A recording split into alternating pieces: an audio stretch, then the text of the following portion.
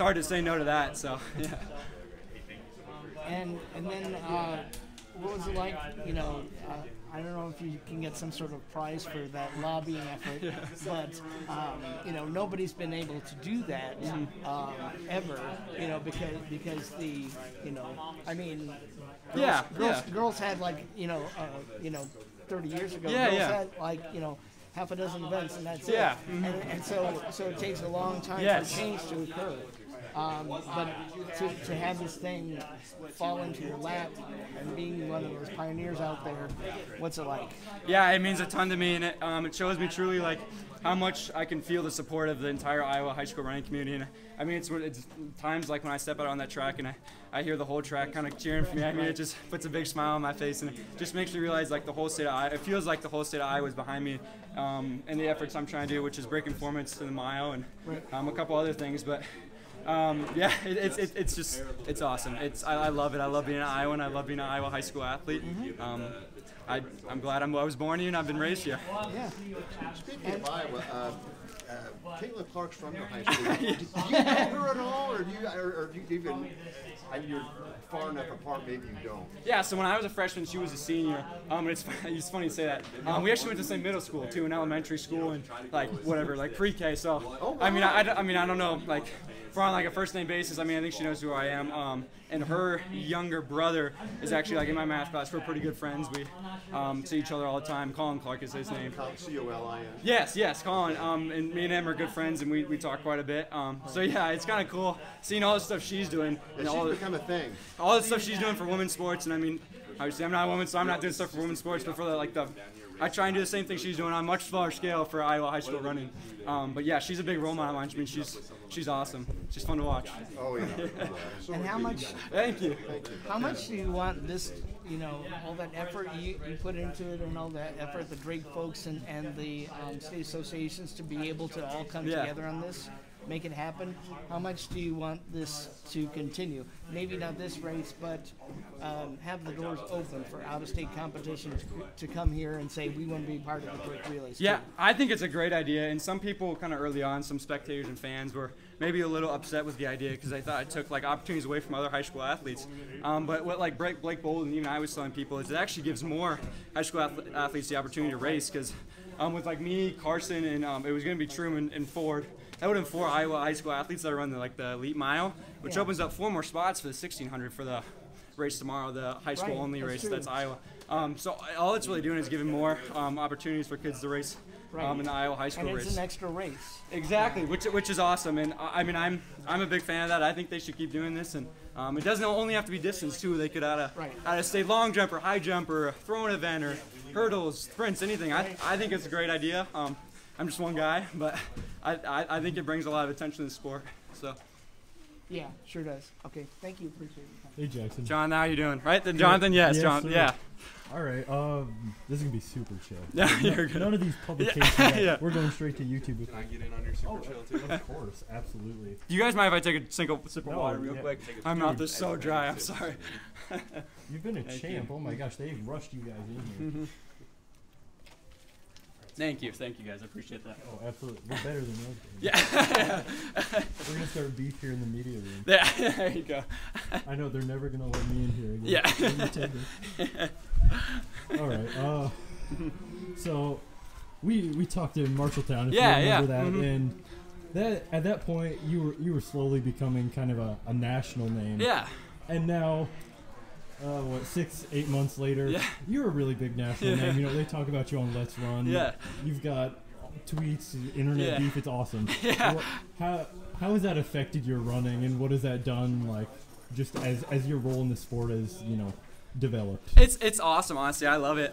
Yeah, so all through my junior, even much across country, I really was only like an Iowa household name, if you will. I like to kind of use that phrase. And I feel like my name has kind of flourished into a national high school name, or I hope it does in the high school running community. And I love it.